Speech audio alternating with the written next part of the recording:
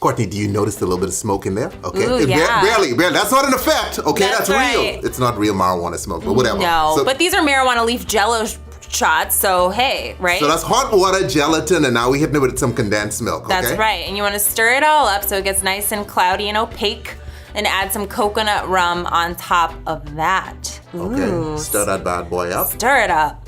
And now you want to pour it into your glass pan and put it in the refrigerator. You want that to firm up. Right. Add some gelatin to some pineapple juice and stir that up. And now add some spiced rum and melon liqueur. Ooh, it's getting green. To give us that nice green. Yeah. Okay? And then blue curacao to bring out even more green. Yeah, that's a marijuana green if I ever did see a green of marijuana color. And let it make sure it's cool before you pour it onto the white layer. Yeah, we're making layers here. This is for a crafty bartender, okay? So get your Martha Stewart going. And then you have the cookie cut out. Yeah, you cut it out there and then you have this beautiful marijuana Jello shot. Happy 420.